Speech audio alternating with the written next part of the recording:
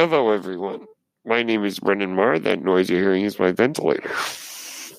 And welcome to Page Turners They Were Not, my Star Wars podcast. Today, in honor of what's going on right now, I thought it would be appropriate. Well, perhaps honor is the wrong word, but with everything going on right now, with the Black Lives Matter movement, which I highly recommend you get involved in some fashion, I thought it would be appropriate to discuss the characters of color in the Star Wars galaxy, in the Star Wars story. So let's cast our minds back to 1977. In the original film, there were no people of color, other than maybe a couple of guys wandering through Mos Eisley in the background who were people of color, and that's it. Yes, very different than what Star Wars is now. And it was not until The Empire Strikes Back that we got a character of color, that of course being Lando Calrissian.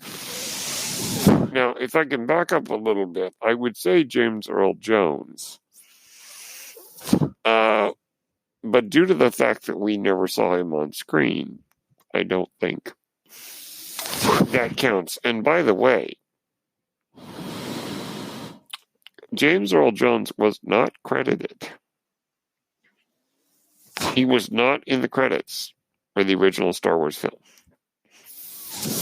Believe it or not. And in fact, now I may be misremembering, but I don't think he was credited. Well, he might have been credited in Empire Strikes Back, but I'm not entirely sure about that. So yes, he was not credited at all for his work in the original film. In terms of, is that racism? I think in a way it might have been. I don't think it was overt racism, but I think it definitely had an element of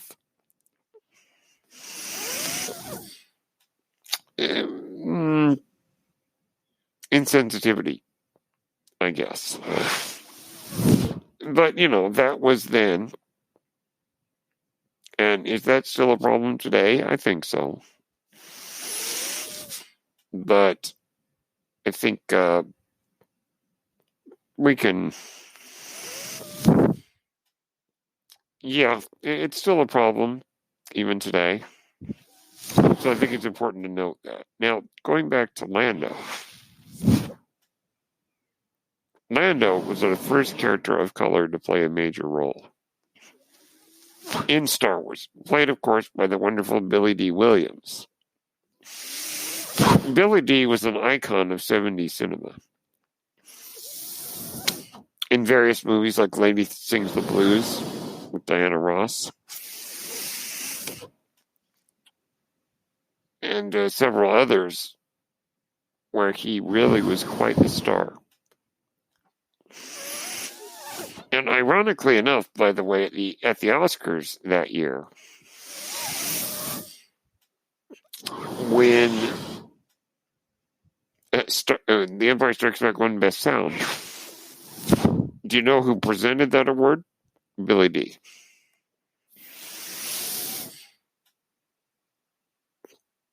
Yeah. So,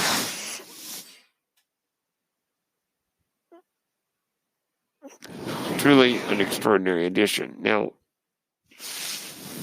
Lando, of course, played a very interesting role of the idea of the guy who, and by the way, he's the ruler of a city, by the way. That's pretty good, if you ask me.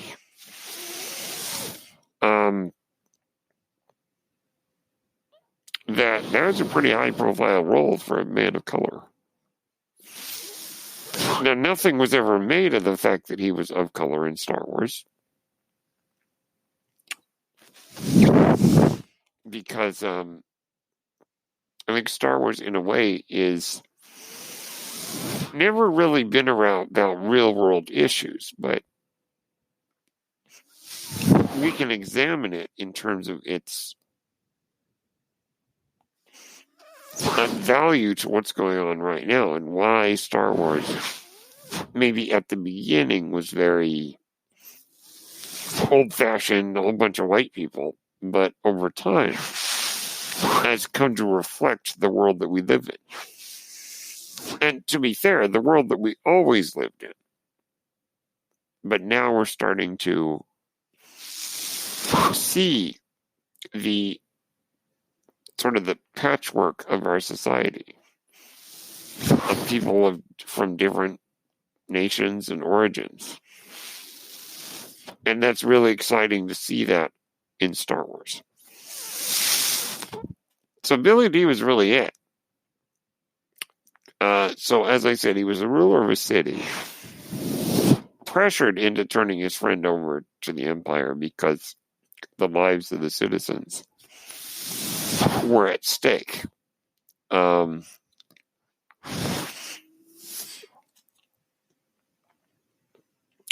heroic, really. And then, of course, it's Lando who leads the charge and ultimately is the one who destroys the second Death Star.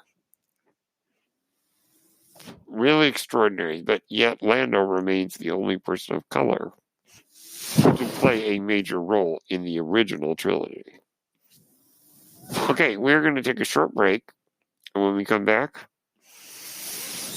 we are going to discuss the characters of color in the prequel and sequel trilogies.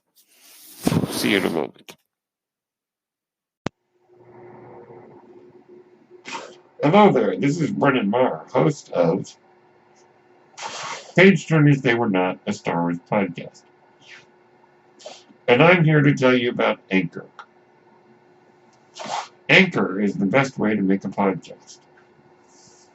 Why is that? Well, first off, it's free. Yes, you heard me right. Anchor is free. Anchor has all the tools you need to make a podcast from your phone or your computer.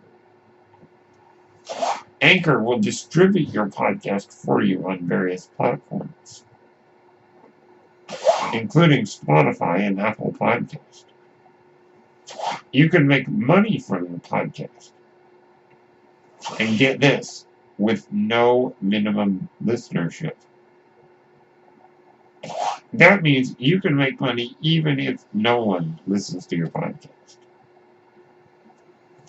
That, of course, is not ideal, as Anchor will allow you to spread your podcast, bring in more viewers, and you can make more money because of it.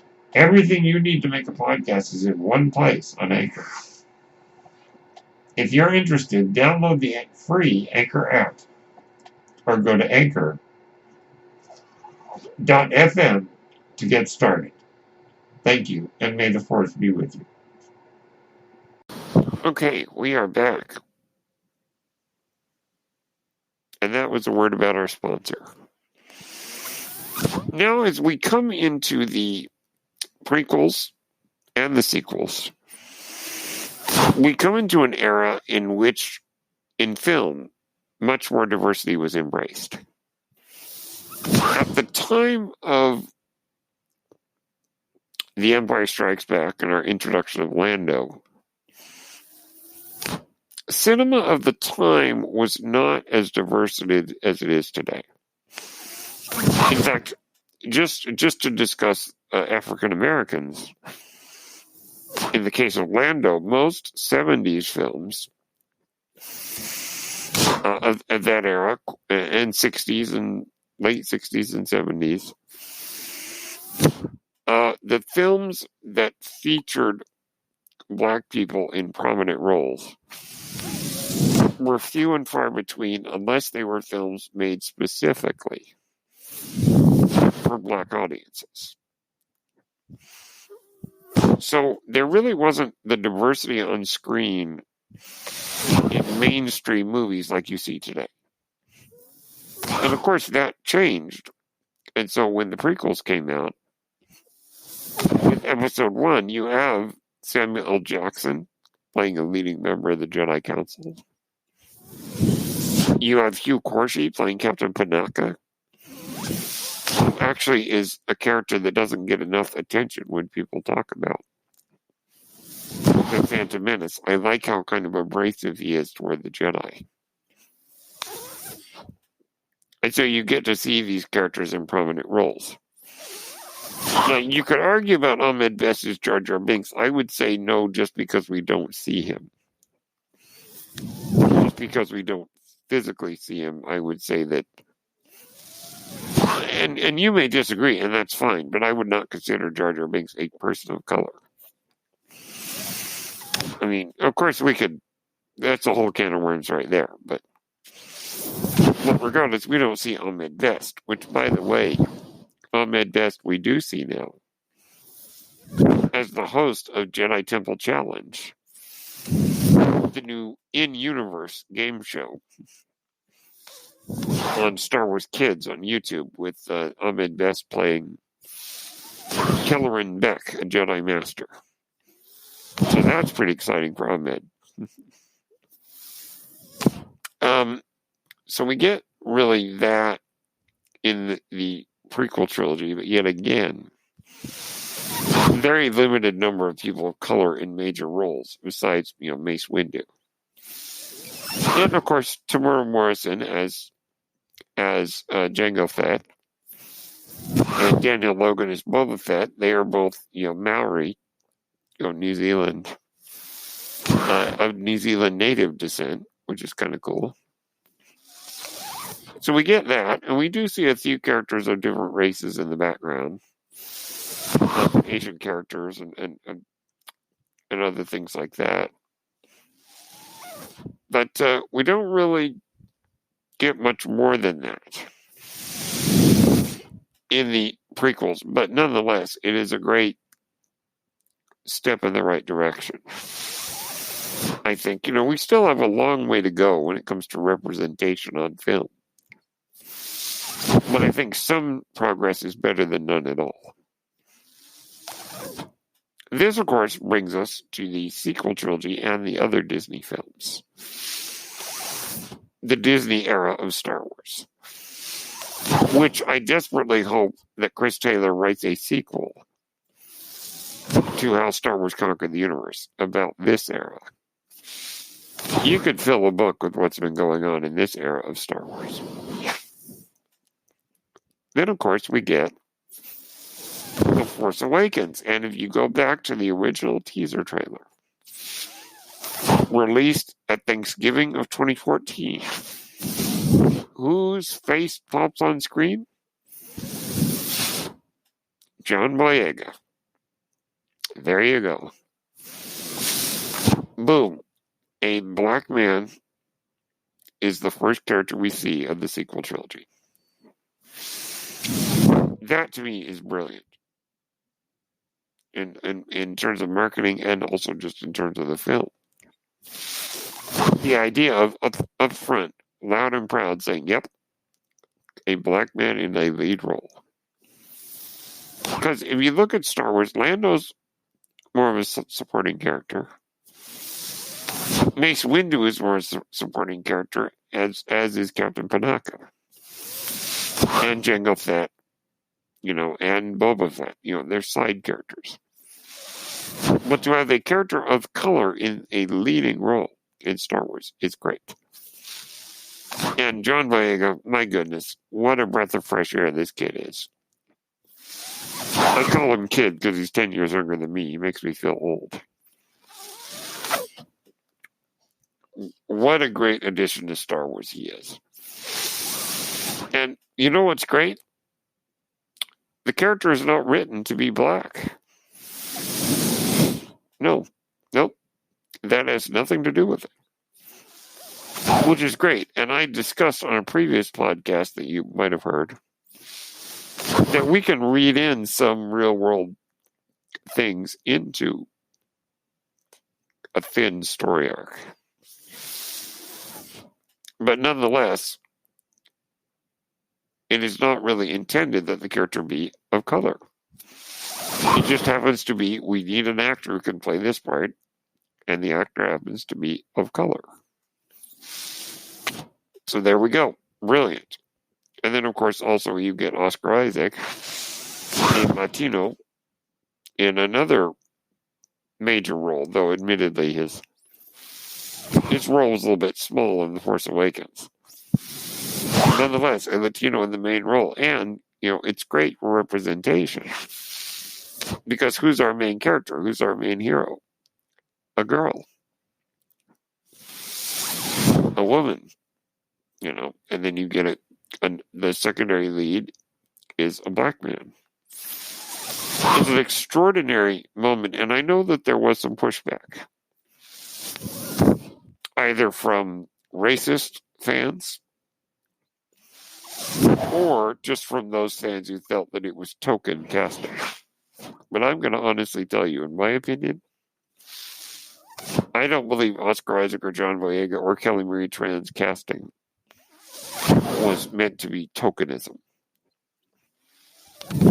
Token is the idea of just putting them in just to have the representation. So I think these are fully fleshed out characters who happen to be played by actors of color, and they could be played by anyone of any color because it's Star Wars. And also just, I think that honestly we need more movies. Just my own opinion, that we need more movies that cast people of color. Not because the story is about people of color or about race, but just because it's good casting. Casting Michael Clark Duncan as Kingpin in Daredevil, even though the character is traditionally drawn as a white man in the comics. That's great casting because you need a good actor who's a big guy. The late Michael Clark Duncan was that guy. So I think we need more movies like that, personally. Because I think, as I mentioned on my podcast about Night of the Living Dead, it's almost stronger to allow the audience to interpret civil rights messages into the movies instead of us trying to ram it down their throats. Making The Help and making Remember the Titans and Driving Miss Daisy, where it's meant to be, this is a civil rights movie and you will listen. I think it's better to let the audience infer that for themselves. So that being said, of course, we get John Boyega, we get Kelly Marie Tran in The Last Jedi, who some people think she's not a good actress, and I don't agree with that, personally. I think maybe the writing let her down maybe a little bit, but I just don't see it. I think she's charming. And just an excellent opportunity to see diversity on screen. And isn't it crazy? Isn't it amazing that there's more diversity in a silly fairy tale with a guy in a giant dog suit, or weird magicians who have laser swords. In something as silly and ridiculous as that, it's got more diversity in it, I think, than a lot of movies in Hollywood. So, I don't know, maybe Hollywood should take note. And of course, we could go on and on talking about the diversity in Rogue One, which is great. Yet again, showing more diversity than most of Hollywood, with characters like Chirrut Imwe and Baze Malbus and Cassian Andor and Saw Gerrera, all played by people of color. It's extraordinary. And then, of course, Solo. Unfortunately, Val wasn't in the movie very long. But it was nice to see her and me. Well, maybe they should have left her alive and not killed her off, but no, whatever. So, Star Wars is embrace diversity. And there are those who are against it, but honestly, I don't feel it's forced, and B, I think we need to ignore the racists. So, those are my thoughts on the wonderful diversity of Star Wars and the great characters of color. And yet again, who leads the charge to fight the bad guys at the end of the sequel trilogy? Just like he did in Return of the Jedi, it's Lando Calrissian. So I tip my hat to Billy Dee for starting us on this journey. And it's just so wonderful to see the diversity being embraced in that galaxy far, far away. And I hope they keep it up, and I hope that Hollywood takes note. My name is Brendan Marr, that noise you're hearing is my ventilator, and thank you for tuning in to Page Turner's They Were Not My Star Wars podcast. May the Force be with you.